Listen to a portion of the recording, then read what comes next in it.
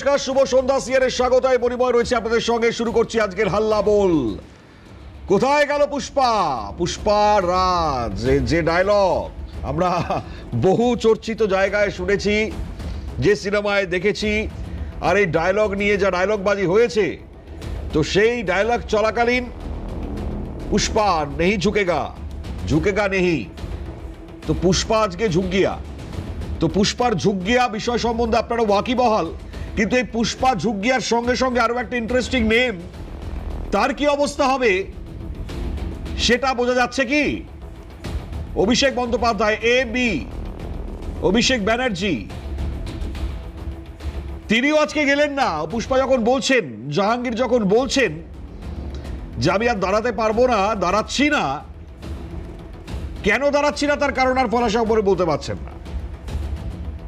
এবার তিনি দাঁড়াচ্ছেন না তো ঠিক আছে, কিন্তু এরই মাঝে কলকাতা পুরসভা যে নোটিশ পাঠিয়ে দিয়েছে, বেআইনি নির্মাণ 7 দিনের মধ্যে যে নোটিশ পাঠালাম, তার যদি যোগ্য জবাব না আসে তাহলে ভেঙে দেওয়া হবে। আর এই যখন বেআইনি নির্মাণ প্রসঙ্গে প্রশ্ন উঠে গিয়েছে, তখন আজকে কালীঘাটের একটি দলীয় বৈঠক, আর সেখানে তিনি বলছেন যা খুশি করে নি, মাথা নত করবো না, অভিষেক বন্দ্যোপাধ্যায় বলছেন। এবং এটা নিয়ে চলছে আলোচনা, বিশ্লেষণ হচ্ছে। আলটিমেট কি হবে সেটা তো 7 দিন পরেই বোঝা যাবে। তবে কালীঘাট থেকে শান্তিনিকেতন খোদ অভিষেকের যেই ব্যাপক সম্পত্তি বানিয়েছেন একজন সাংসদ, আমি জানি না সাধারণ মানুষ যত বড়ই ব্যবসা করুন না কেন, তিনি এই ব্যাপক মাত্রায় সম্পত্তি শহরের বুকে বানাতে পারবেন কিনা বা পারেন কিনা, তা নিয়ে সাধারণ মানুষের মধ্যে সংশয়, প্রশ্নের জায়গা খুব স্বাভাবিক। প্রশ্ন করলে হয়তো উত্তরটা নাই হবে। অপরাধ করলে যে কাউকে রেহাই করা হবে না, সেটা মুখ্যমন্ত্রী শুভেন্দু অধিকারী দায়িত্ব নেওয়ার পর স্পষ্ট করে দিয়েছেন। এখন সব থেকে বড় প্রশ্নের জায়গা অ্যারাইজ হচ্ছে, মুখ্যমন্ত্রীর ডায়মন্ড ছকেই কি দিশেহারা ডায়মন্ড হারবার মডেল? ওই গর্ব করে বলেছিলেন Abhishek Bandyopadhyay, what Bengal thinks today, India thinks টুমরোকে ঘুরিয়ে দিয়ে what Diamond Harbour thinks today, rest of the India thinks tomorrow, এইটা বলেছিলেন। তার ডায়লগ ছিল 11টি কনভয় নিয়ে ঘুরতেন ভাইপো বাবু, আর সেই কনভয়ে ঘুরতে ঘুরতে এরকম ব্যাপক মাত্রায় প্রচার চালাতেন। আর এই জাহাঙ্গীর যে মুহূর্তে গর্তে ঢুকে গিয়েছে, সেই জাহাঙ্গীরকে গর্ত থেকে বের করে আনার কাজটা আগামী সময় ডেফিনেটলি হবে। যদিও তিনি পলায়ন করেছেন, আপাতত তিনি আর ভোটে দাঁড়াবেন না, কিন্তু তার বিরুদ্ধে করা যে মামলা, যে সম্পত্তি তিনি বানিয়েছেন, এই স্থাবর অস্থাবর সম্পত্তি যে ব্যাপক হারে বৃদ্ধি হয়েছে, সেগুলো আগামী সময় আবারও রিওপেন হবে এবং তার তদন্ত হবে, সেটা স্পষ্ট হয়ে গিয়েছে। তো আজকে দুটো বিষয় খুব গুরুত্ব রাখে। একদিকে যখন গর্তের ভেতর ঢুকছে জাহাঙ্গীর, সেই গর্ত থেকে তুলে আনবার জন্য যে প্রয়াস, সেটা আমরা দেখলাম না। শাসক দল তৃণমূল কংগ্রেস যে এক সময় ছিল আজ বিরোধী, সেই তৃণমূল কংগ্রেসের আজ কি হাল? কেউ কোনো কথা বলছে না, মারাত্মক পরিস্থিতি। আমি ডায়মন্ড হারবার মডেলটা দিয়ে একটু শুরু করি। মানে অভিষেক বন্দ্যোপাধ্যায়ের বহুল চর্চিত যে বক্তব্য রেখেছিলেন, আমি সেই মন্তব্যটা শোনাই আপনাদের। পুরনো মন্তব্য, কি বলতেন তিনি, শোনো। বহু চর্চিত, বহু আলোচিত ডায়মন্ড মডেল শুরু হয়েছে, এবং বাংলার বিভিন্ন প্রান্ত নয়, ভারতবর্ষের একাধিক জায়গায় এই ডায়মন্ড মডেল তারা কপি করেছে, অবলম্বন করেছে। ডায়মন্ড হারবারের নামের মধ্যে ডায়মন্ড রয়েছে। মহামতি গোখলে যেটা বলেছিল, what Bengal thinks today, India thinks tomorrow, আমি গর্ব করে বলতে পারি, what Diamond Harbour thinks today, rest of Bengal things tomorrow. তো ডায়মন্ড হারবারে কি হয়েছে? মানে হয়েছে বলতে, যারা করে গিয়েছেন মানুষকে লুটপাট, মানুষের মন নিয়ে ছেলে খেলা, যা যাবতীয় দুর্নীতি, অন্যায়, সেগুলো মানুষজন বেরিয়ে বেরিয়ে বেরিয়ে বেরিয়ে বলেছেন এইভাবে লোটা হয়েছে, এইভাবে কাটপানি নেওয়া হয়েছে। দরবারে দরবারে মানুষের এই দরবারগুলো আমরা দেখতে পেয়েছি। এখন প্রসঙ্গ হচ্ছে গিয়ে দুটো পরিস্থিতি যে জায়গায় গিয়েছে, তা নিয়ে ডেফিনেটলি আজকে আলোচনা করার জায়গায় এসছে। তাই আজকে যারা প্যানেলিস্টরা রয়েছেন তাদের সঙ্গে পরিচয় করাই, এর পরবর্তীতে বক্তব্য অনেক রয়েছে, সেগুলো শোনাবো আপনাদেরকে। আমাদের সঙ্গে এই মুহূর্তে উপস্থিত রয়েছেন এই প্যানেলে দীপঙ্কর সরকার, অধ্যাপক ডক্টর দীপঙ্কর সরকার, বিজেপি মুখপাত্র, তাকে স্বাগত দীপঙ্কর দা। আমাদের সঙ্গে রয়েছেন দোলন দাস, কংগ্রেস মুখপাত্র, ম্যাডামকে স্বাগত। আমাদের সঙ্গে রয়েছেন টিএমসি মুখপাত্র নীলাঞ্জন দাস, নীলাঞ্জন বাবুকে স্বাগত। অমিতাভ কাঞ্জিলাল, রাজনৈতিক বিশ্লেষক, দূরাভাষ থেকে রয়েছেন অধ্যাপক অমিতাভ কাঞ্জিলাল, তাকেও স্বাগত জানাই। অমিতাভ দা, ডেফিনেট আজকের প্রসঙ্গ নিয়ে আপনার কাছেই আসবো, কারণ রাজনীতির বিশ্লেষণটা খুব প্রয়োজন। আমি একটা প্রথম বক্তব্য শোনালাম ডায়মন্ড মডেল নিয়ে। আমি জানি না এই মডেল আলটিমেট কাদের জন্য তৈরি হয়েছিল, তবে এই যে জাহাঙ্গীরদের মতন যারা রয়েছে নেতারা, তারা যেভাবে সম্পত্তি বাড়িয়েছে, এদের জন্যই কি ছিল ডায়মন্ড মডেল? আর সাধারণ মানুষের জন্য কি ছিল তাহলে পরে?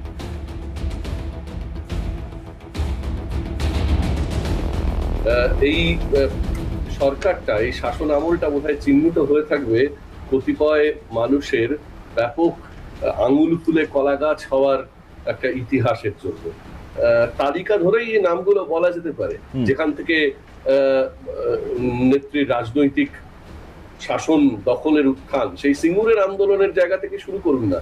সিঙ্গুরের অধিকাংশ কৃষি জমি বা যে জমিগুলোতে শিল্পায়ন হলো না, সেই সমস্ত জমি মালিক এখন ওই একটি দালাল, ওই বেচারাম মান্না।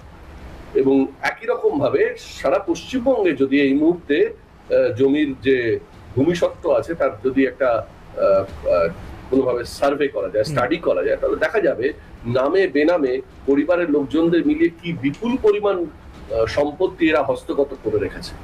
টাকা পয়সা এবং কালো টাকার তো মানে অন্ত নেই, কিভাবে এরা বানিয়েছেন, কিভাবে করেছেন। সবচেয়ে কুৎসিত এবং দিবমিশা মানে বমি উদ্রেককারী দৃশ্য আমরা দেখেছি পার্থ চট্টোপাধ্যায়ের বান্ধবীর বাড়িতে, ওই রকম তাড়া তাড়া নোটের সব মানে স্তূপ। এইগুলো এই মাত্র 15টা বছর এর ভেতরে আমাদেরকে দেখে নিতে হচ্ছে। 1.5 দশকের মধ্যে একটা মানে তিনটে প্রজন্ম তারা কার্যত এটা বিশ্বাস করে নিয়েছে যে দুর্নীতিটাই হচ্ছে রাজনীতির আসল উদ্দেশ্য। ক্ষমতা লাভের আসল উদ্দেশ্য হচ্ছে যেন তেন প্রকারেরও নিজের সম্পত্তি, নিজের প্রতিপত্তি বাড়াতে হবে। যে করে হোক এই সিস্টেমের সঙ্গে টিকে থাকতে গেলে আমাকে যেভাবেই হোক এই টাকার পাইপলাইনটা চালু রাখতে হবে।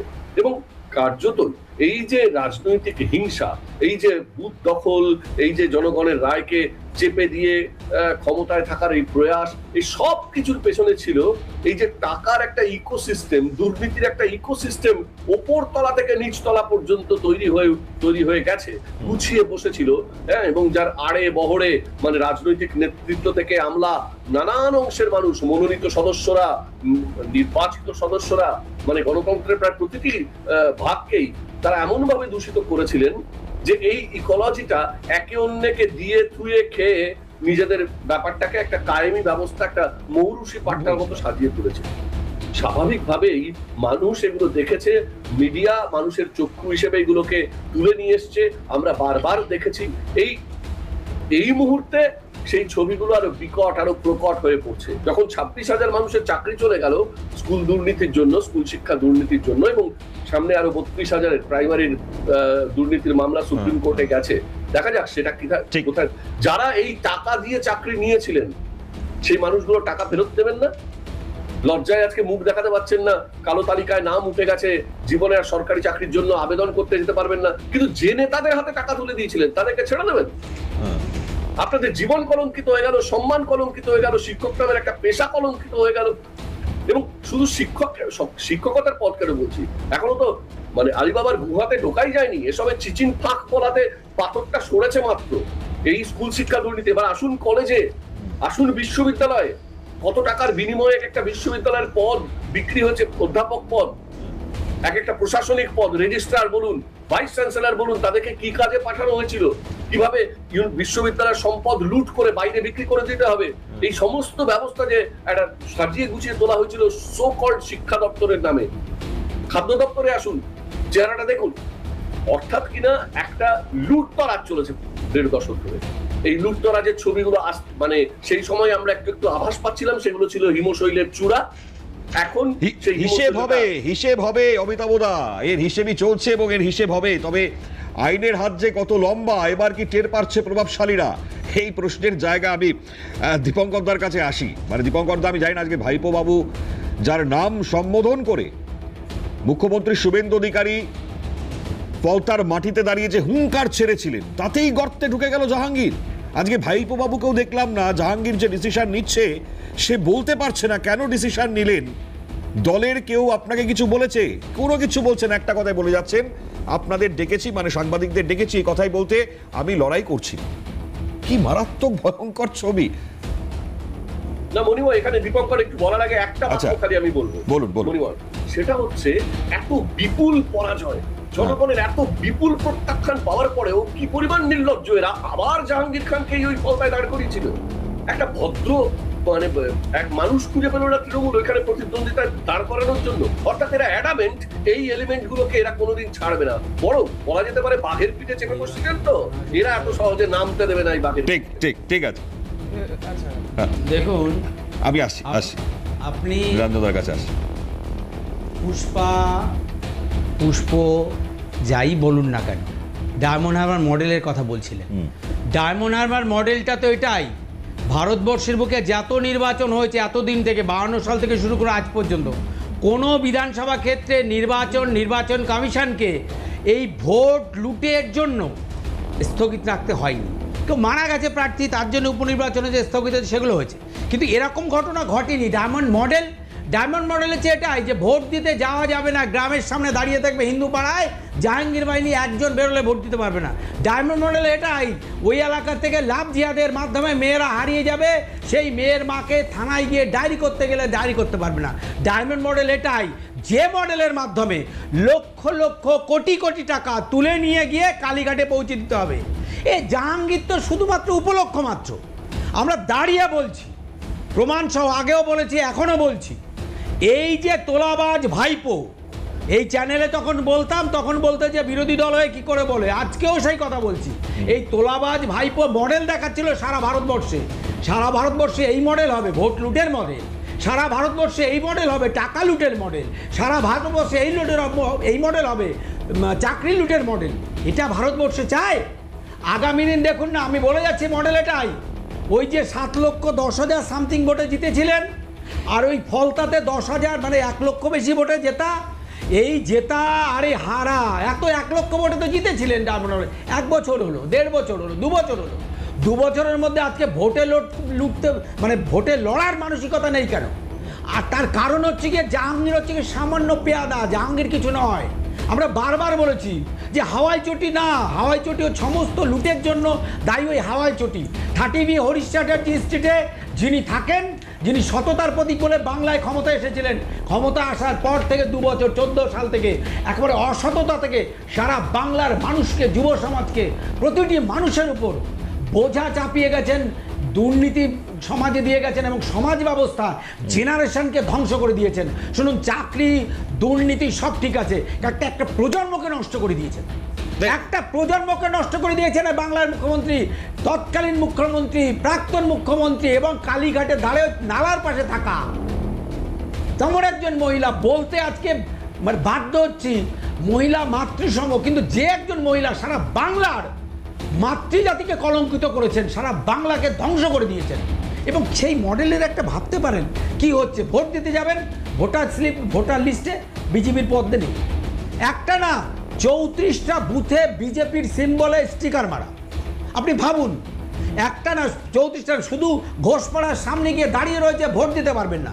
আজকে 7,10,000 যদি আজকে লোকসভা নির্বাচন যেভাবে বিধানসভা নির্বাচন 2026 হয়েছে, আমরা বলেছিলাম ঠিক সেভাবে যদি 2024 লোকসভা নির্বাচন হতো, ভাইপো 7 লক্ষ লাগতো না, ভাইপো কোনোদিন আর বিধানসভা লোকসভায় যাওয়ার চান্স পেত না।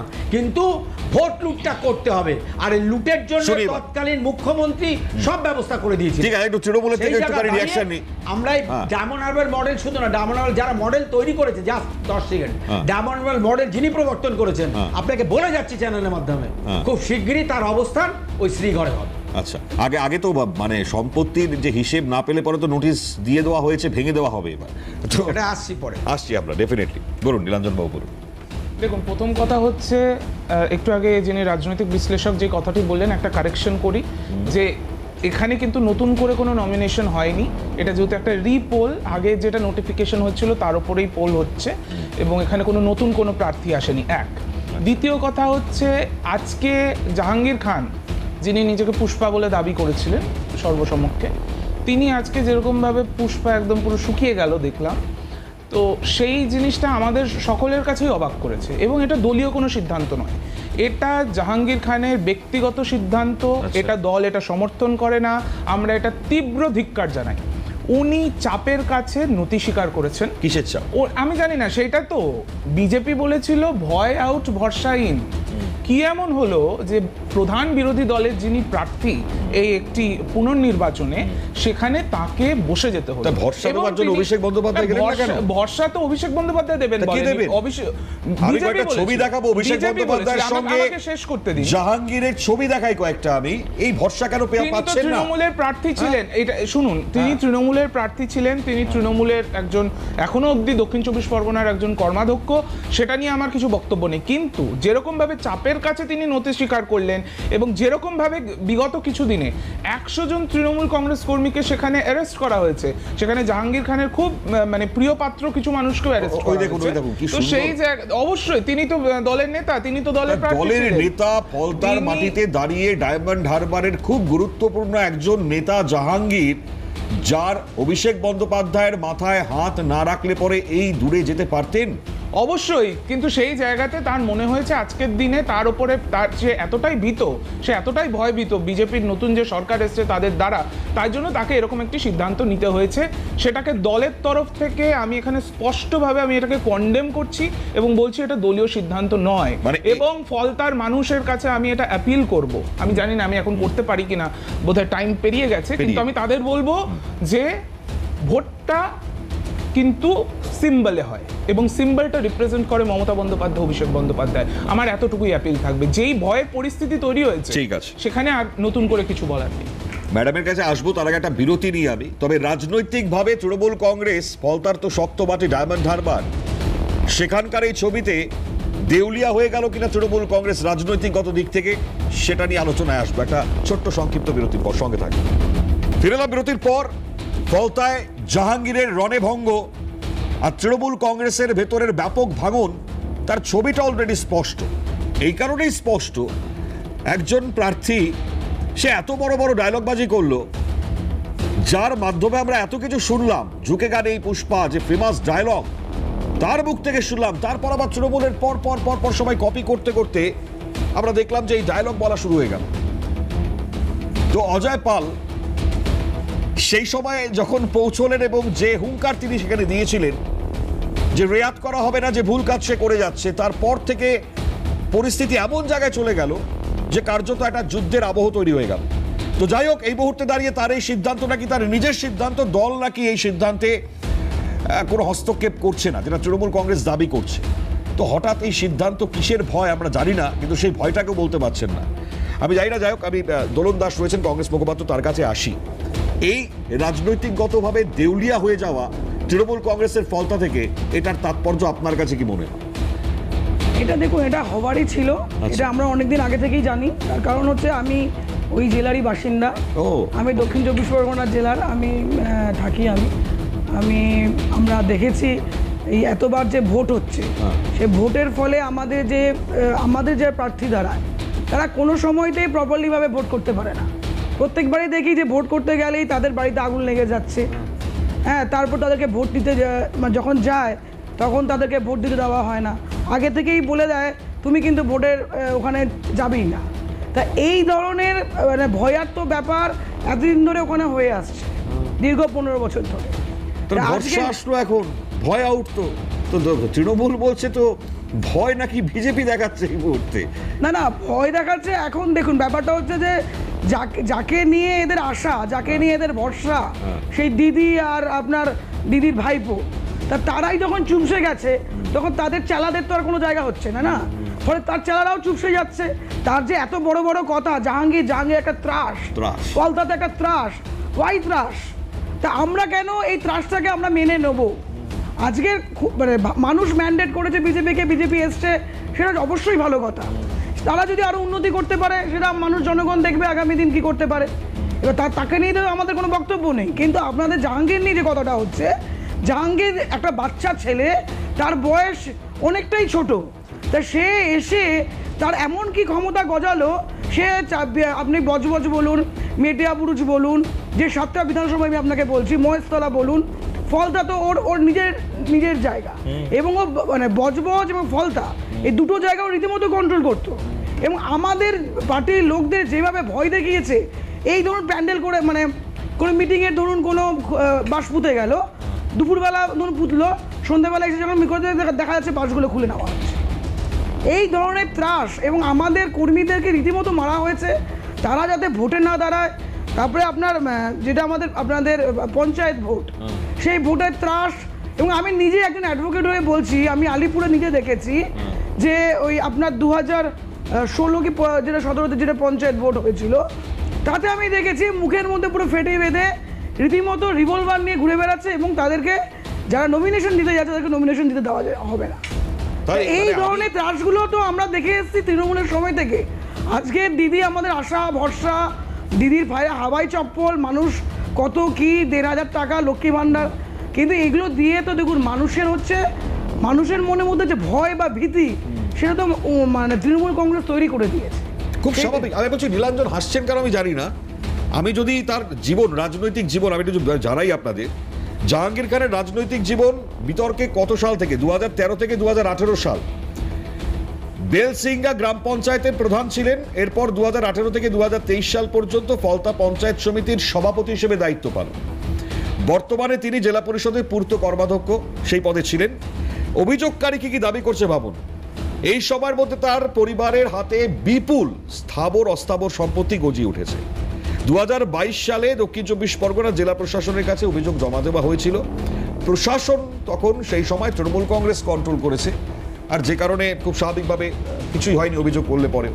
এই তো পরিস্থিতি নিলাম না, যদি কোনো অভিযোগ, যদি নির্দিষ্ট অভিযোগ থাকে, তো তার বিরুদ্ধে যদি পুলিশ প্রশাসন ব্যবস্থা নেয়, সেটা একটা সম্পূর্ণ একটা আলাদা প্রক্রিয়া।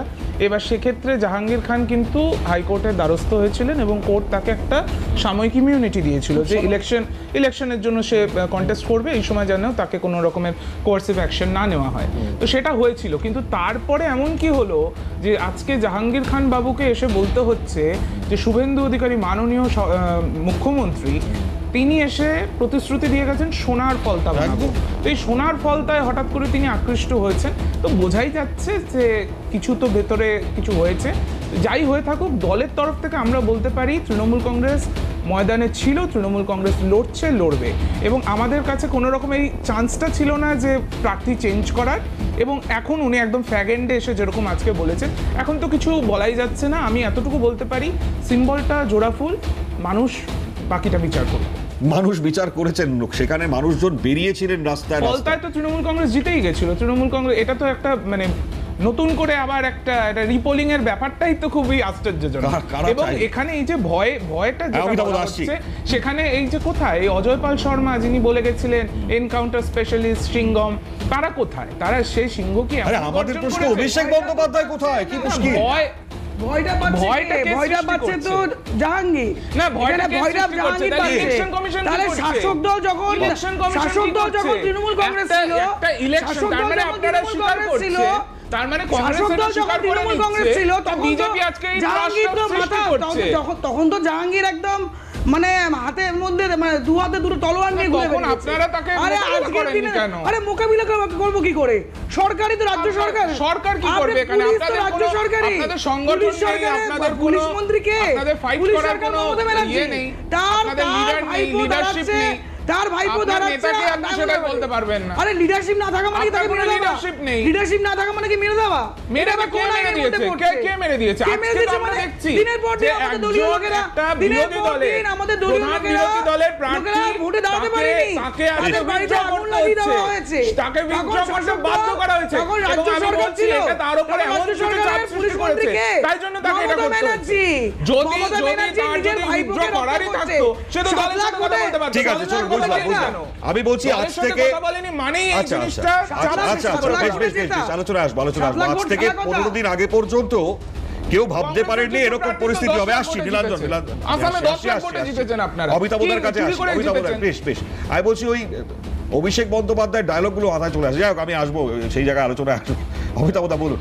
হ্যাঁ, আমি নীলাঞ্জনকে বলবো, বেশ বহুদিন পর তৃণমূলের পক্ষে একটি ঝকঝকে মুখপাত্রকে দেখতে পাচ্ছি, উচ্চারণও পরিষ্কার, যুক্তিও বেশ শানিত, মজা লাগছে। একই সঙ্গে একটি প্রশ্ন বলি নীলাঞ্জন, এই যে ধর তুমি বললে যে কি এমন ঘটলো যে শুভেন্দু অধিকারীর বলা সোনার ফলতা গড়ার প্রতিশ্রুতিতে আশ্বস্ত হয়ে তিনি রাজনীতির এই প্রতিদ্বন্দ্বিতার ময়দান থেকে পালালেন। ভেবে দেখো তো, তোমাদের যখন সরকার ছিল সেই সময় যারা বলতো যে আমি দিদির নেতৃত্বে উন্নয়নের জন্য যোগদান করলাম বা দলে থেকে কাজ করতে পারছিলাম না, দমবন্ধ লাগছিল, তখন তোমরা তলিয়ে দেখতে গেছিলে যে দলে তাদের কতটা দমবন্ধ এবং কেন দমবন্ধ লাগছিল, হঠাৎ দিদির অনুপ্রেরণায় উন্নয়নের দিকে এরকম বেগে ধাবিত হচ্ছিল কেন, তলিয়ে দেখতে গেছিলে? আজকে তোমার মনে হচ্ছে এই ব্যাপারটাতে কিছু ডালমে কুচ কালা হয়, মানে তোমার বক্তব্যের জায়গা থেকে যে বুঝলাম সেই ডালমে কুচ কালার ব্যাপারটা যদি গোড়া থেকেই তোমরা দেখতে এবং বিচার করতে, তাহলে আজকে তোমার এই বক্তব্যটা অনেক বিশ্বাসযোগ্য বলে মনে হচ্ছে। মুশকিল হচ্ছে you are being paid by the same coin. তোমরা যে মানে দাক্ষিণ্য দিয়েছো সেই মূল্যেই তোমাদের দক্ষিণা প্রদান করা হচ্ছে। অতএব এইটা দেখে আর বিস্ময় প্রকাশ করার কোনো জায়গা নেই। এক, 2 নম্বর কথা, এটাও তোমাদের মাথায় রাখতে হবে, এই যে গোটা ব্যবস্থাটা, এই ব্যবস্থাতে বিগত 15 বছর ধরে আইনের শাসন বলে কিচ্ছু থাকেনি।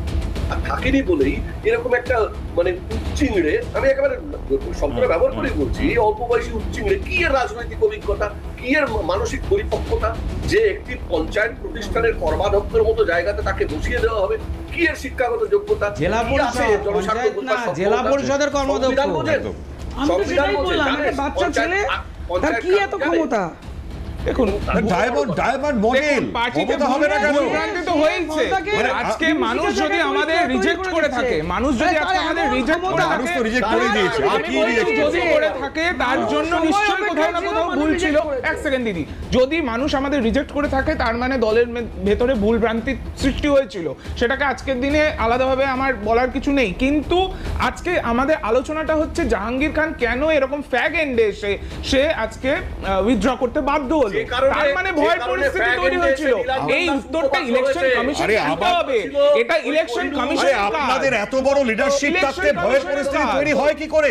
একজন দেশের স্বরাষ্ট্রমন্ত্রীকে বলছেন 4 তারিখ থাকবেন, দেখা হবে, দেখে নেব। আরে একজন আমি বুঝে উঠতে পারছি না, যদি এসে বলে দেশের স্বরাষ্ট্রমন্ত্রীকে বলতে পারেন, না, তার একজন- ক্ষমতা কত বড়? সত্যি একজন স্বরাষ্ট্রমন্ত্রীকে আমরা এবার প্রথমবার দেখলাম যে এসে বলল যে তৃণমূল কংগ্রেসের কর্মীদের উল্টা লটকা কর সিধা কর দেবে। একবারও তৃণমূল কর্মী কথাটা বলেনি, Absolutely তৃণমূলের তাই বলেছেন। গুন্ডারা।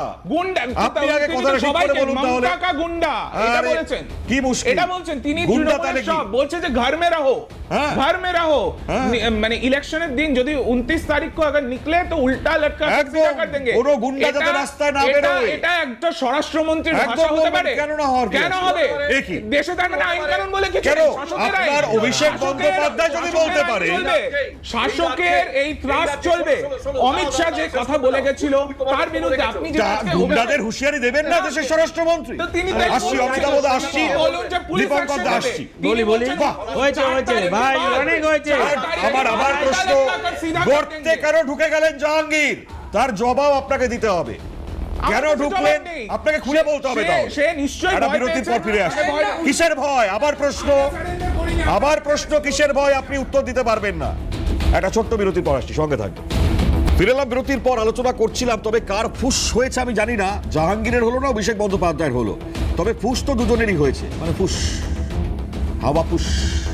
তো আমি একটু দীপঙ্করদার কাছে আসি, এই কথাটা কেন বলতে হচ্ছে আমাকে বারবার? আমি আবারও প্রশ্ন করছি, একজন এত যে দলের প্রধান, যিনি ডায়মন্ড মডেল বার করেছেন, সেই অভিষেক বন্দ্যোপাধ্যায় কেন দাঁড়ালেন না পাশে? বলি, হ্যাঁ, এ একটা কথা আছে প্রচলিত বাংলায় যে 4 আনার নকুলদানা তার আমার ক্যাশমো।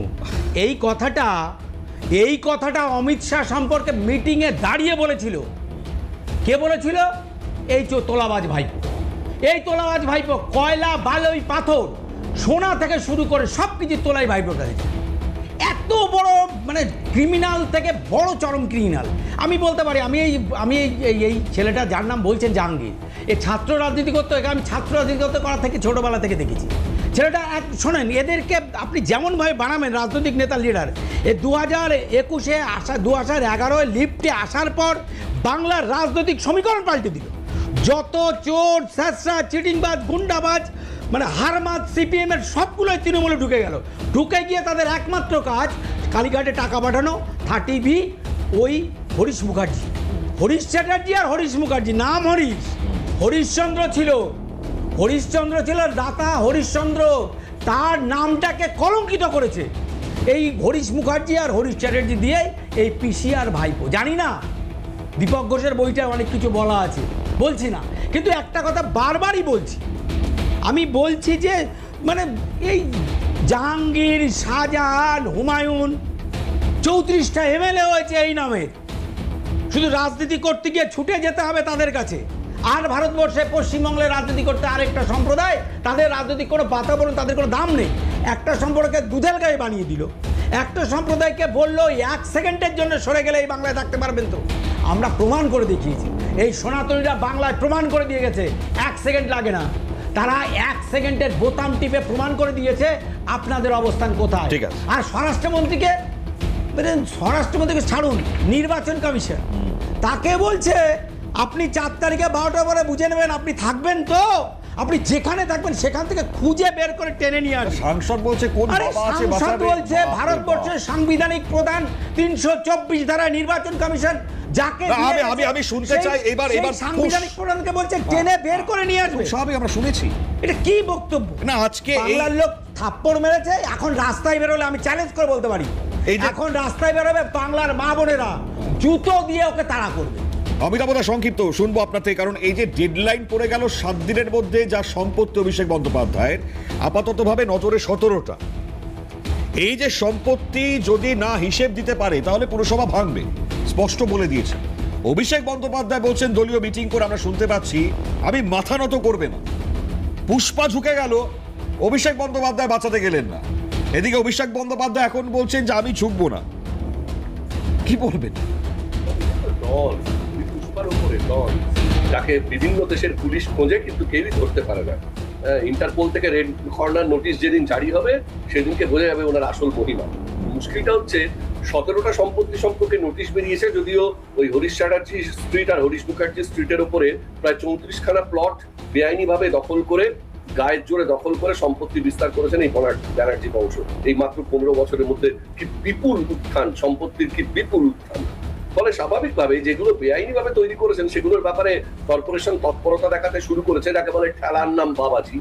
এই নোটিশ পাওয়ার পরে এবার দেখবার এই যে লিফট লাগানো, ভেতরে বিরাট স্যান্ডেলিয়ার ঝোলানো, এসকেলেটার লাগানো বাড়িটা, এই যে প্রাসাদ, মানে আজকে ভাষায় প্রাসাদ, সেই প্রাসাদটার কি হাল হয়। এবং সবচেয়ে মজার কথা হচ্ছে তিনি ব্যক্তিগতভাবে খুব একটা বেশি ক্ষতিগ্রস্ত হবেন বলে আমার মনে হয় না। তার কারণ হচ্ছে যে সম্পত্তি বাইরের পাচার করে দেওয়ার অলরেডি তিনি সেটা করে দিয়েছেন। এ রাজ্যের অন্তত পক্ষে 30,000 কোটি টাকা এই লোকটি বাইরে পাঠিয়ে দিয়েছে সাইফন করে। এবং যদি একে ধরে ভালো মতো রগড়ানো যায় এবং আইনি ব্যবস্থার আওতাতেই যদি রগড়ানো যায়, এর কাছ থেকে এমন এমন তথ্য বেরোবে যে আম বাঙালি কেন, শিক্ষিত ভদ্র এবং তথ্যভিজ্ঞ মহলের বাঙালিরও চোখ চড়ক গাছে উঠবে এর সম্পত্তির নমুনা শুনলে। মানে এমন কোন জায়গা নেই একটা মেথরের সুইপারের মুখের অন্ন থেকেও এ মানে টাকা কামিয়েছে। কার্যত মানে কাকে বলে আরে তৃণমূলের হতে গেলে আর যে বৈশিষ্ট্য লাগে আর কি। এই যে দেখুন না, যে ভঙ্গিমাতে ঘুরে বেড়াচ্ছেন, এই যে রাজপুত্র সুলভ চালচলন, এই যে বিশাল র্যাম্প বানিয়ে তার গতিবিধির প্রশস্ত রাস্তা, এই সমস্ত কিছু মিলিয়ে তিনি যেটাই করছেন সবটার পেছনে বলুন তো জনমানুষের সঙ্গে এই যে চাপিয়ে দেওয়া, একে কেন চাপিয়ে দেওয়া হয়েছিল? স্রেফ এই কাজটা করবার জন্য। তো প্যারাসাইট, তাৎপর্যপূর্ণ আপনি যেটা বলছেন। আমি আজকে কুণাল ঘোষের একটা বক্তব্য পাচ্ছি, অভিষেক বন্দ্যোপাধ্যায় নাম নেননি কিন্তু কটাক্ষটা তার দিকে গিয়েছে, মানে জাহাঙ্গীর নিয়ে। আমি একটু কুণাল ঘোষের বক্তব্যটা শোনাই আজকে, তিনি কি কটাক্ষের মাধ্যমে কি বলছেন শুনুন। বিস্তারিত জানি না। এখন জাহাঙ্গীর খান ফলতায় সরে দাঁড়াচ্ছেন, তো এখন সেই যে সরে দাঁড়ানো, তো ওখানে কোনো ভয়ের পরিবেশ তৈরি করে দিয়েছিল কিনা বিজেপি, ইলেকশন কমিশন, বিভিন্ন এজেন্সি দিয়ে। আবার প্রশ্ন হচ্ছে যদি ভয়ের পরিবেশই হবে তাহলে পুষ্পা সে তো ঝুঁকেগা নেই, পুষ্পা ভয় পাবে কেন? তাহলে ভয়ের পরিবেশ তৈরি করেছিল কিনা একটা প্রশ্ন। আর যদি ভয়ের পরিবেশ হয়ে থাকে তাহলে পুষ্পা কেন ভয় পেল সেটা আর একটা প্রশ্ন। আমরা এই বিষয়ে এই মুহূর্তে আমরা এটা বিশ্লেষণ করছি, সব খবর নিচ্ছি বলতে পারবো না। তবে এটা ডায়মন্ড হারবার মডেল এরিয়ার অন্তর্গত, ফলে এখানে অভিষেক বন্দ্যোপাধ্যায়, তিনি মাননীয় সাংসদ, বিপুল ভোটে ওখানে জিতেছিলেন। নিশ্চয়ই তিনি বিচার বিশ্লেষণ করছেন, ও ব্যাপারটা উনি বলতে পারবেন। এই মুহূর্তে এর থেকে বেশি আমাদের পক্ষে বলা সম্ভব নয়। তো সাংসদ অভিষেক বন্দ্যোপাধ্যায়, তার মডেল ডায়মন্ড হারবার, সেখান থেকে এই পরিস্থিতিতে কুণাল বাবুর এই মন্তব্য, নিরঞ্জন আপনার কি মনে হয়? মানে আমি বলছি এই যে জায়গা এটাতে তো আর বেরোনোর কোনো জায়গা নেই। কোথায় গেলেন অভিষেক বন্দ্যোপাধ্যায়? আমি আবারও বলছি, এই প্রশ্নটা করছি কেন আসছে? ভুলেও পুলক দেখুন, জাগে। মাননীয় বিধায়ক কুণাল ঘোষ যেটি বলেছেন সেটি দলীয় যে আমাদের অফিসিয়াল যে স্টান্স সেটা আসার আগে বলেছেন, এবং তারপরে দল থেকে ক্লিয়ারলি বলা এরকম হয়েছে নয়। অবশ্যই আমাদের দলের তো একটা মানে স্টান্স একজন বিধায়ক তিনি জিতেছেন ভোটে, তারপর তিনি তার বক্তব্য রাখছেন, তিনি দলের তার সাথে আপনি বক্তব্য- বিধায়কের বক্তব্য মিলিয়ে দিচ্ছেন। তিনি তার বক্তব্য রাখতেই পারেন, আচ্ছা। কিন্তু আমি বলতে পারি, আমি যেটা দলের প্রতিনিধি হিসেবে আপনাদের চ্যানেলে এসে যেটা বলছি, আমি দলের বক্তব্যটা রাখছি যে আমরা এই যে সিদ্ধান্ত জাহাঙ্গীর খান নিয়েছেন সেটি তার ব্যক্তিগত সিদ্ধান্ত, সেটিকে আমরা কন্ডেম করি, সেটাকে আমরা কমপ্লিটলি কন্ডেম করছি, এবং আমরা এটা বুঝতে পারছি যে তাকে এই সিদ্ধান্ত নিতে বাধ্য করা হয়েছে। এবং যেই ভঙ্গিমায় তিনি বলেছেন, তিনি কোনো ক্লারিফিকেশন দিতে পারলেন না যে অমুক কারণে আমি লড়ছি না। তিনি বললেন যে নীলাঞ্জন, মাননীয় তোমরা কি মুখ্যমন্ত্রী বুঝতে তিনি পারলে সোনার ফলতা তাই করবে, দিয়ে বাংলার আমি মানুষের এখানে আদৌ শান্তি কিছু যায় আসে শৃঙ্খলা আজকে? চাই। কি এমন হবে যদি তোমরা কি তৃণমূল বুঝতে আজকে পারলে? ওখানে যেতেন, তোমরা এর যদি আগে যারা জাহাঙ্গীর খান বুঝতেছো, আজকে বা ফলতা যারা থেকে বুঝতে জিততেন চাওনি, তৃণমূলের তার বিধায়ক কারণেই হিসেবে, তো বাংলার এই তাহলে অবস্থা। ফলতায় সুতরাং কেন তোমরা অশান্তি কি সৃষ্টি বুঝতে হতো? চাইলে তাই এই থেকে আনসারগুলো আদৌ কোনো আজকে narrative আপনারা তৈরি একটু হয়? প্লিজ বুম ধরে Narrative তো এই যে, মাননীয় কুণাল ঘোষের জাহাঙ্গীর খানকে বক্তব্য জিজ্ঞেস থেকে করুন। আচ্ছা ওকে, চলুন। আমি একটা প্রশ্ন করি ছোট্ট করে, একজন সাংসদ তার কত পয়সা হতে পারে? আমি জানি না, আপনি ডেফিনেটলি বলবেন না। অভিষেক বন্দ্যোপাধ্যায় সম্বন্ধে আপনি প্রশ্ন একটুখানি করছি। মাননীয় অমিত শাহের ছেলের আচ্ছা। সম্পত্তিটার একটু আলোচনা করলে Okay, ভালো লাগবে। আচ্ছা ঠিক আছে, আমি অমিত শাহের ছেলের সম্পত্তি, মানে আমার দেশের স্বরাষ্ট্রমন্ত্রীর ছেলের সম্পত্তি নিয়ে প্রশ্ন রাখলাম, এবং এই প্রশ্নটাও রাখছি আপনার কাছে, অভিষেক বন্দ্যোপাধ্যায়ের এই সম্পত্তি এত যে তিনি করলেন, কিভাবে করছেন?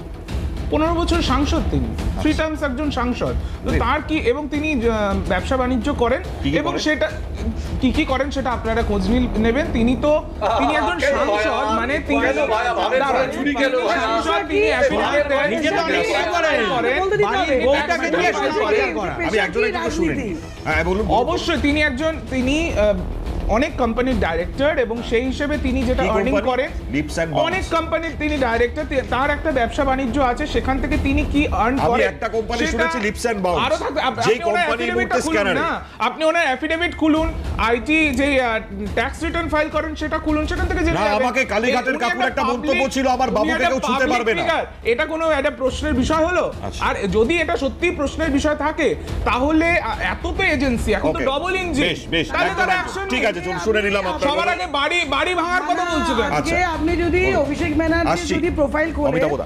তাতে আপনি দেখবেন পেশা কি। আমাদের যেমন লেখা থাকে চাকরি, কারোর অ্যাডভোকেসি, কারোর ডক্টর, ওনার পেশার জায়গায় আপনি পরিষ্কার দেখবেন লেখা আছে, আপনি খুলুন, দেখবেন লেখা রয়েছে হচ্ছে পলিটিক্স, রাজনীতি, পলিটিশিয়ান। পলিটিশিয়ান।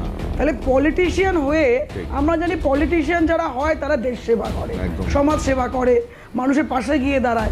এটা কি সমাজ সেবা, দেশ সেবা? আমরা দেখলাম লুটরাজ, মানুষের প্রতি মানে অত্যাচার, অবিচার, ডায়মন্ড হারবারে এবং মানুষকে ডায়মন্ড হারবারে অভিষেক ভোট দিতে না বন্দ্যোপাধ্যায় কি দেওয়া। কাজ করেছে, আরে কি কাজ সেটা করেছে? সেটা পুরো একটা একদম হসপিটাল, নথিভুক্ত আছে। একটা সরকারের ধরে থাকে, তাকে তো করতেই সেবাশ্রয়তে হবে। তিনি কি কাজ করেছেন? একটা জীবনে সেবা শুভেন্দু ধরে অধিকারী তো থাকে। নন্দীগ্রামে করতে পারেননি, নন্দীগ্রামে করতে পারেনি। শুভেন্দু অধিকারী তো আমি- এরকম একটা আমি সরকার কিন্তু ছিল না। ফলতার মানুষের বক্তব্য শোনাবো এবার। কিভাবে টাকা নেওয়া হয়েছে সেই বক্তব্য আছে আমাদের কাছে। এত ভালো কাজ হয়েছে যে মানুষ বাড়ি বাড়ি গিয়ে বলছে কাটমানি নিয়েছে, এবার দাও, ফেরত দাও। কারণ কাটমানির এগেনস্টে এবার প্রত্যেকের যারা যারা রয়েছে এবার ভেতরে ঢুকবে। এটা শুভেন্দু অধিকারী মুখ্যমন্ত্রী তিনি নিশ্চিত করে বলে দিয়েছেন, সেটা হচ্ছে ইনফ্যাক্ট। আমি কি সেই বাইক শোনাবো, মানে সেই প্রমাণ বক্তব্য শোনাবো? থাকলে তাকে জিজ্ঞাসাবাদ করা হোক। প্রমাণ- প্রমাণ তো থাকতে হবে। এই ধরনের অভিযোগ আজকে একটা দেখুন, আজকে একটা রেজিম চেঞ্জ হয়েছে, এখন অনেক লোকে অনেক ধান্দাবাজ অনেক কথা বলবে, ধান্দাবাজ। সমস্ত কথার তো কোনো উত্তর হয় না। যদি মানে প্রমাণ থাকে, প্রপার ক্লিনচিং এভিডেন্স থাকে, তাহলে তারা চলো, পুলিশে ঠিক, কোর্টে চলো। যাক। আমি অবশ্যই, ঠিক আছে, পুলিশে দেবেন। আমি স্পিকারকে দীপক দিন। বন্দ্যার কাছে আসবো, তার আগে একটা আবারও দ্রুত বিরতি। অমিতাভ দাও রয়েছেন, সঙ্গে থাকুন, প্রত্যেকের সঙ্গে আসছেন, সঙ্গে থাকুন। ফিরেলাম বিরতির পর। আমি দীপঙ্করদার কাছে আসবো, কারণ আমার প্রশ্ন এই জায়গায়, শান্তিনিকেতন বা কালীঘাটের মতন জায়গায় যদি নিয়মের তোয়াক্কা না করে এতগুলো সম্পত্তি বানানো হয়, সেটা যদি 17টি হোক, 21টি হোক, হোয়াট এভার, এই বেআইনি সম্পত্তি যদি গড়ে তোলা হয়েই থাকে, সাধারণ মানুষের করের টাকায় চলে পুরসভা, সেই পুরসভা এতদিন ধরে কোনো ব্যবস্থা নেয়নি কেন? এক প্রশ্ন। বিজেপি সরকার এসে সাধারণ মানুষের অধিকার ফিরিয়ে দিচ্ছে না তাহলে?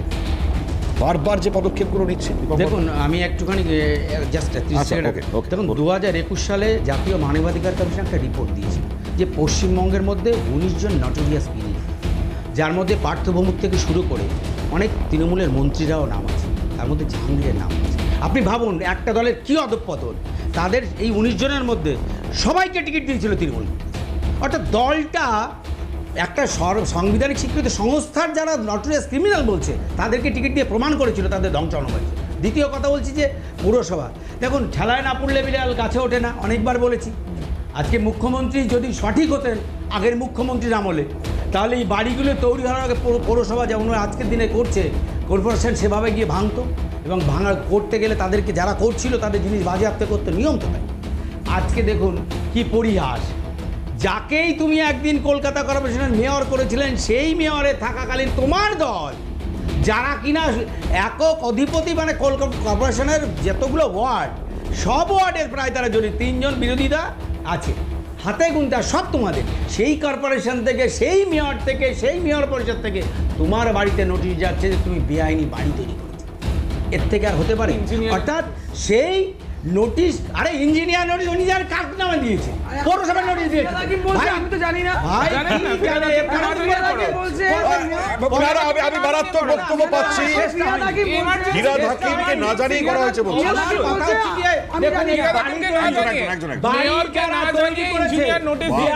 বাড়ি যারা তৈরি করেছে আর যারা মদত দিয়েছে, আজকে কর্পোরেশন নোটিশ দিচ্ছে। তো আপনাকে বলে যাচ্ছি যে মেয়র, যে ইঞ্জিনিয়ারের আমলে এই বাড়িগুলো তৈরি হচ্ছে, এই বাংলায় এই সরকার কাউকে রেওয়াত করবে না, সকলের জায়গা ওই শ্রীঘরে হবে, দেখে নেবে। তাহলে একটা কথা আমাকে নীলাঞ্জন স্পষ্ট করে দিল, এগুলো বেআইনি, কারণ কেএমসি কে না জানিয়ে তৈরি হয়েছে, তাই তো নীলাঞ্জন? আমি বললাম যে নোটিশটা দেওয়া হয়েছে। না, আপনি মাত্র কিন্তু বললেন যে কেএমসি কে না জানিয়ে করা হয়েছে। আমি বললাম ইঞ্জিনিয়ার নোটিশটা দিয়েছে, মেয়র ফিরহাদ হাকিম নিজে বলেছে, হি ইজ অন রেকর্ড, যে ওনাকে না জানিয়ে এটা করা হয়েছে। আমাদেরটা অন রেকর্ড। অভিষেকের বাড়ি অমিতাভ দা, সে জানে না যে কি হতে পারে। না, আমরাও তো অন রেকর্ড শুনলাম। পৌরসভা চেয়ারম্যান জানে, মেয়র জানে না, স্বাভাবিক। এই অবস্থা। না, আমি বলছি একজনের অনুপ্রেরণায় বলবে ভাইপো করেছে, আমি জানি না। অমিতাভ দা, আচ্ছা, আমি একটু অমিতাভ দা শুনি। মজার ব্যাপার হচ্ছে আমরা তো কেবল এই একটা দিক ধরে আলোচনা করছি, মানে যে বেআইনি নির্মাণ করেছেন মাননীয় সাংসদ এবং সর্বভারতীয়, নামী সর্বভারতীয় দলের সভাপতি নাকি যেন, যাই সেনাপতি। এবার প্রশ্নটা হচ্ছে যে এর আরেকটা এপিসোড আছে, সেই এপিসোডটা একটু উন্মুক্ত হওয়া দরকার এই আলোচনা যখন হচ্ছে। সেটা হচ্ছে শোভন বাবু যখন কলকাতার মেয়র, শোভন চট্টোপাধ্যায়, জল শোভন, সেই সময় অভিষেক বন্দ্যোপাধ্যায়ের সঙ্গে সংঘাতের সূত্রেই তাকে দল ছাড়তে হয়েছিল। কি ছিল সেই সংঘাত? শোভন বাবু যে কোনো মেয়রকে যে টার্গেটটা দেয়, তৃণমূল যে কোনো চেয়ারম্যানকে যে টার্গেটটা দেয়, মাসান্তে এত টাকা ক্যামাক স্ট্রিটে পৌঁছতে হবে। এবার শোভন বাবু কি করছিলেন? শোভন বাবু সেই টাকাটা তুলবার জন্য কলকাতার যত পুরনো বাড়িগুলো আছে সেই পুরনো বাড়িগুলোতে এরকম নোটিশ ধরাচ্ছিলেন। এই নোটিশ ধরাচ্ছিলেন যে আপনারা হয় বাড়িগুলো সমস্ত রিপেয়ার করুন, এগুলো বিপজ্জনক অবস্থায় আছে, অন্যথায় কর্পোরেশনের কিন্তু ভেঙে দেবে। মানুষ আতঙ্কিত। এবার তারা গিয়ে পৌঁছলেন অভিষেক বন্দ্যোপাধ্যায়ের দ্বারে। অভিষেক বন্দ্যোপাধ্যায় কি করলেন? অতি সহজে তার কোম্পানির লোকজনদের মারফত সেই পুরনো ভেঙে পড়া ভগ্নস্বাস্থ্য এই সম্পত্তিগুলো কিনে নিলেন। কিছু টাকা, এই অধিকাংশ বাড়িগুলো সব শরিকি, হাজারটা শরিক তার ভেতরে মারামারি। না, আমার ইন্টারেস্টিং লাগলো যে কেএমসি নাকি জানতো না তৈরি হয়ে গিয়েছে। অমিতাভ, আমি বলছি মনিবার যেটা বলছি, কোম্পানি মারফত সম্পত্তিটা কেনা হয়ে গেল, ওইখানে যারা থাকতেন বসবাসকারীদের তাদেরকে কিছু থোক টাকা এবং রাজারহাটের দিকে একটি করে ফ্ল্যাট দেওয়া হলো। এবার এই সমস্ত জায়গাগুলো অভিষেক বন্দ্যোপাধ্যায়ের কোম্পানির নামে বেনামে নানান ভাবে একটার পর একটা কনস্ট্রাকশন তৈরি হচ্ছে, এবং তার অধিকাংশই কর্পোরেশনের তোয়াক্কা না করে। যখন টের পেলেন শোভন বাবু যথারীতি দলের ভেতরে বলার চেষ্টা করলেন, পদাঘাত খেয়ে দল থেকে তিনি বহিষ্কৃত হলেন। এছাড়া আর কোনো উপায় ছিল না। ববি হাকিম স্রেফ এই গোটা ব্যাপারটার উপরে চোখ বন্ধ করে থেকেছেন, বলে এইভাবেই স্পর্ধা অর্জন করেছেন উনি যে বেআইনি সবকিছু করা যায়, কারণ এটা আমার বাপের কৃষি রাজত্ব চলছে। স্বাভাবিকভাবেই মানে সর্বতভাবে এই রাজ্য সরকারের সাংবিধানিক এখতিয়ার, ক্ষমতার এখতিয়ার কি, কিভাবে তাকে অপব্যবহার করতে হয়, কিভাবে সম্পত্তি বানাতে হয় ক্ষমতার অপব্যবহার করে, এই যে বিশ্ব বাংলা নামক কোম্পানি করে। একেবারে আপনি যেটা বলছেন অমিতাভ দা, সমাজের প্রতিটা ক্ষেত্রে আমি বারবার বলছি যে একটা ক্ষেত্রে নয়, সব ক্ষেত্রে দুর্নীতি, চুরি, রাহাজানি, কাটমানি তৃণমূল করেছে। তার থেকে যে তৃণমূলের যে সেটাকে প্রাতিষ্ঠানিক রূপ দিয়েছে, শুনুন, দুর্নীতিটাকে প্রাতিষ্ঠানিক রূপ দিয়েছে এই অভিষেক ব্যানার্জি। এবং অভিষেক ব্যানার্জি আগামী দিনে তার পিসিকে বলতে বাধ্য করবে যে আমি নেই, যা করেছে অভিষেক করেছে, জেলে দিলে অভিষেককে দাও, আমি কিছু করিনি। বেশ, এরকম বেশ। জায়গায় দাঁড়াচ্ছে এবং দেখবেন সেটা হতে চলেছে। তাই তো নীলাঞ্জন, মানে এটাই হচ্ছে কিন্তু আগামী এই মনে ধরনের হচ্ছে। অবান্তর কথার কোনো উত্তর হয় না, কিন্তু অভিষেক বন্দ্যোপাধ্যায়ের বিরুদ্ধে স্পেসিফিক যদি কমপ্লেন্স থাকে, লোকে তাকে নোটিশ দিয়েছে, তার বিরুদ্ধে অভিষেক বন্দ্যোপাধ্যায় কোর্টের দ্বারস্থ হতে পারেন। না, আমি এটা বলছি আইনি আপনার মনে এই প্রক্রিয়া, প্রশ্নটা এটা আইনি আইনি ওঠে না। প্রক্রিয়া। আগামী দিন তো বলেই আরে দিয়েছে, এক একজনের মুখ্যমন্ত্রী 90টা করে বলেই সম্পত্তি দিয়েছে। কি করে করেছেন কলকাতার পিসির বুকে? ভাইপোকে দেখে নেবো আমি। দেখুন পলিটিশিয়ানের এতগুলো 1,000 কোটি টাকা বাবু তো বলেইছেন অমিত শাহ এটাই- যে আগামী দিনে আমরা ভাইপোকে দেখে নেবো। হ্যাঁ, আপনি প্রশ্ন করতেই পারেন, কিন্তু আমার শহরের মানুষদের টাকা ধন সম্পত্তি লুট করে আপনারা সম্পত্তি বাড়াবে শাসক দল। এই টাকাটা কোত্থেকে এই আসে? না কোত্থেকে আসে সেটা তো আমি তো বললাম। আচ্ছা, নীলাঞ্জন, আমাকে একটা কথা বলুন। Public figure. পাবলিক ফিগার মানে সম্পত্তি চলে আসে অটোমেটিক। এই যে মানে এই যে আরে শান্তি লোকে নেই। RTI করতে এই যে পারে, আমরা এই যে আমরা সব করে যেতে পারে। এগুলো না করে টিভিতে আর বসে ও মিডিয়া ঠিক আছে, চলুন। কোনো যুক্তি নেই। ঠিক, বেশ, শেষ করবো, শেষ করবো। টিভিতে বসে মিডিয়া চালাতে হবে না, না? বেশ, এই বেশ। যে তোমার যে নেতা হ্যাঁ। নির্বাচনের সময় এত বড় হুঙ্কার দেন যে নির্বাচনের পরে দেখে নেবেন, তিনি নোটিশ পাওয়ার পরে দেখে নেওয়ার জন্য আইনের দ্বারস্থ হচ্ছেন না কেন? না না কেন হবে না, বলবো আমি? কে বড় বলেছে? প্রশ্নের জায়গা। কে বলেছে? হ্যাঁ, এটা অমিত নীলাঞ্জন- বন্দ্যোপাধ্যায় নিজে তো কোর্টে তিনি গেছেন। স্বীকার করে নিয়েছেন এগুলো আরে কলকাতা ভাই, পুরসভা এসব- জানতো না, যা কিন্তু হয়ে গেছে। আমাকে শেষ করতে হবে অনুষ্ঠান। আপনারা তো এই পোস্টপল ভায়োলেন্স এগুলো তো আপনাদের চোখে পড়ে না। 10টা বেশ, বেশ, বেশ। এবার ভাইপোর ভয় শুরু। আরে অবান্তর ভাইপোর ভয় 10টা শুরু। মানুষকে খুন করে ঠিক আছে, আমাকে শেষ করতে হবে। আমি ধন্যবাদ জানাই, ধন্যবাদ অবান্তর জানাই। কথাবার্তা। বেশ বেশ, আজকে একদম সময় নেই। দীপঙ্কর দা ধন্যবাদ, অভদ্র। নীলাঞ্জন ধন্যবাদ, দলন্দি ধন্যবাদ, অমিতাভ দা ধন্যবাদ, প্রত্যেককে অসংখ্য ধন্যবাদ। ভাইপোর ভয়ের শুরু, হয়তো এটাই শুরুর সময়। আমরা আজকে এই অনুষ্ঠান এখানে শেষ করছি। পরবর্তী খবরের জন্য নজর রাখুন।